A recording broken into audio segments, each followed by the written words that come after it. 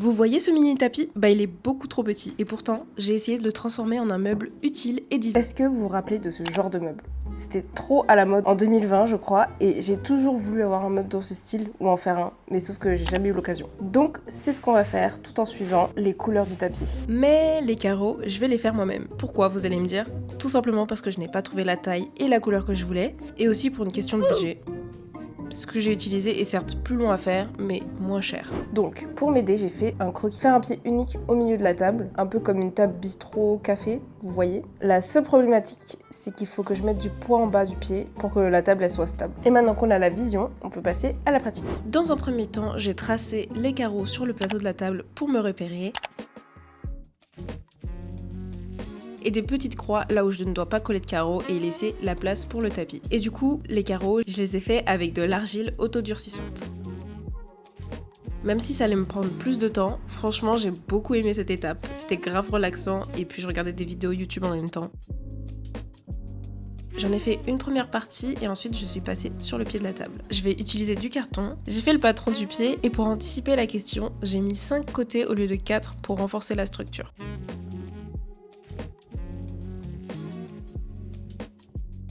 Maintenant, il y a un petit souci. Le carton est certes solide, mais il reste léger. Donc, il fallait que je trouve quelque chose à mettre dans la base pour l'alourdir. Il est stylé. Faut juste que je rajoute du poids à l'intérieur. Comme ça, ce sera parfait. Et en vrai, elle est mignonne cette table basse, hein. J'adore. Oh, mais j'aime trop, j'ai déjà la vision en fait. Après avoir cherché, j'ai trouvé ces prototypes d'objets en argile que j'avais fait l'année dernière. Depuis, c'était dans mes affaires parce que je voulais les garder, même s'ils sont cassés. Et là, au lieu de les laisser pourrir dans mes affaires, c'est ce que je vais mettre dans ma base pour la rendre stable. En plus de tout ça, je vais rajouter de l'écorésine. C'est un peu comme du béton ou du ciment, pour pas que les morceaux d'argile bougent et pour ajouter un peu plus de poids.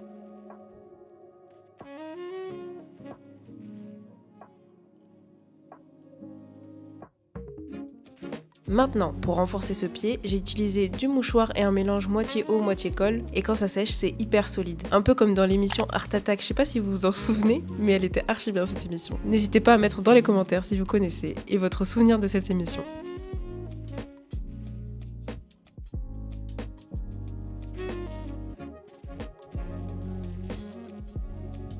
Entre temps, j'ai fini de faire les carreaux. Regardez, j'ai de la compagnie, ma chipie. Elle est en train de me regarder, en train de faire des carreaux. Et du coup, il me reste 6 à faire.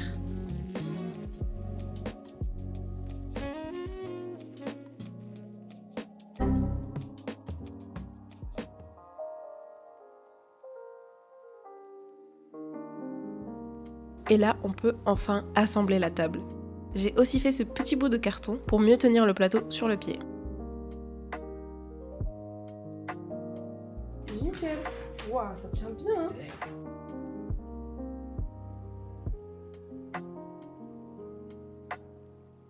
Waouh. Oh non, elle est pas stable. Oh non, c'est pas stable du tout. Regardez comment ça bouge. Bref. Et on peut enfin coller les carreaux.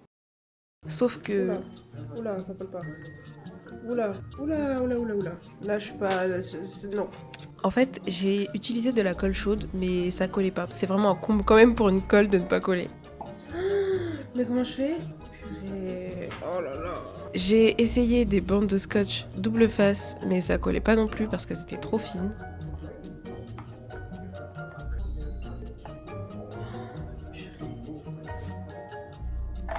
Et en plus de ça, les carreaux sont légèrement trop grands. Donc je vais racheter de la colle forte et pour les carreaux, il suffit juste de les poncer légèrement et c'est reparti. Oh, ça m'a fait la couleur est chelou.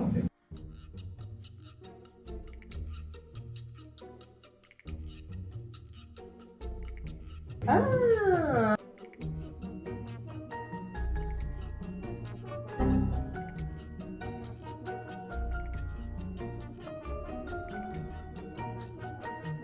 Au bout d'un moment, je n'avais même plus de colle, donc j'ai pris un scotch double face plus épais en me disant que ça allait marcher parce qu'il n'y avait plus de colle en magasin.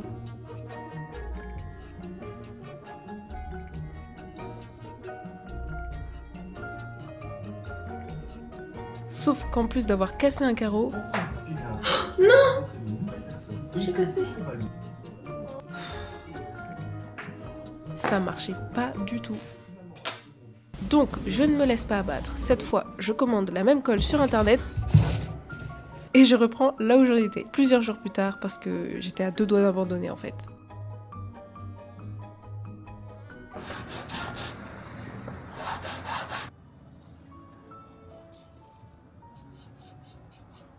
Et là, j'ai enfin tous mes carreaux qui sont collés et je peux passer à la peinture. En premier, j'ai utilisé une bombe de peinture qui se rapprochait de la couleur du tapis.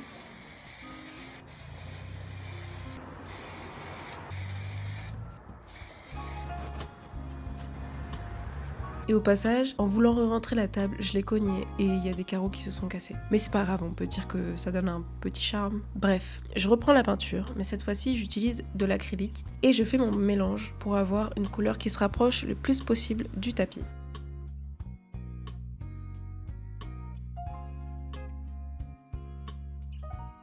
Oui, je sais, mon pinceau est beaucoup trop petit pour ce projet, mais j'avais que ça. Et il se peut qu'il y ait des traces du passage du pinceau.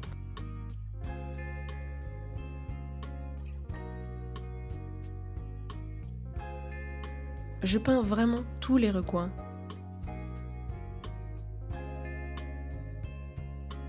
Et au-dessus aussi, même s'il va y avoir le tapis, c'est juste pour ma conscience. Finalement, les traces de pinceau ne se voient pas tant que ça.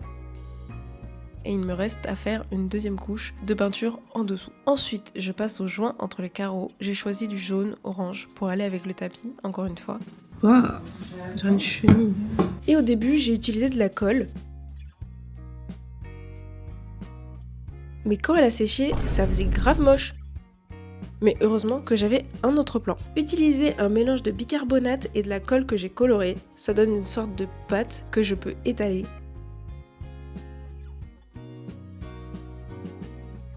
Et là, franchement, j'adore. Ça laisse juste beaucoup de traces et sur le reste de la table, d'abord j'ai mis un imperméabilisant pour voir si ça empêche ces traces.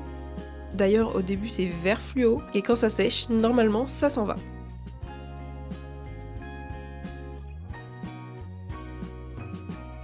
Et pour les traces, en vrai, je peux juste repasser de la peinture après. Ça va juste être un travail de minutie, mais je vous avoue que c'est ce que je préfère dans la peinture.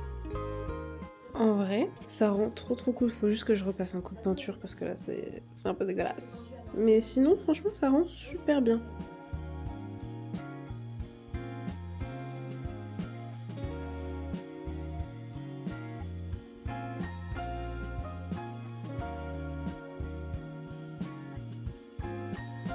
Voilà le résultat sans retouche de peinture et pour le tapis, je vais le mettre au milieu. Sauf que si je le colle comme ça, on dirait qu'il est juste posé. Donc je vais essayer de faire en sorte qu'il s'intègre mieux.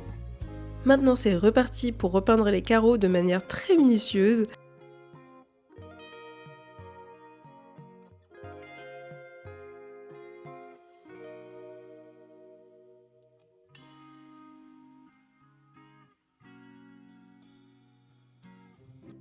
Du coup, j'ai passé une couche d'imperméabilisant, là, le vert fluo, là, et ça a laissé des traces, en fait, au final. Donc, je vais repasser une couche de peinture. J'avoue, la couleur du joint, j'aurais peut-être préféré en blanc, parce qu'en orange, je trouve que ça fait un peu la DA de Vendez votre voiture. Je sais pas si vous voyez. Salut, c'est Franck Leboeuf. Mais bon, c'est le test. La première fois que je fais ça, donc voilà. Et le tapis, du coup, j'ai décidé de rabattre les bords à l'intérieur. Et à la place de l'imperméabilisant, je vais mettre du fixatif. Même si c'est pour les dessins, je me dis peut-être que ça va faire en sorte que la peinture ne bave pas.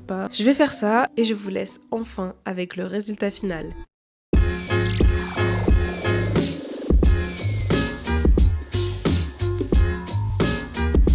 Je pense que je vais éviter de mettre des trucs lourds dessus parce qu'elle est pas vraiment stable. Et le tapis, je l'aurais vu un peu mieux intégré à la table.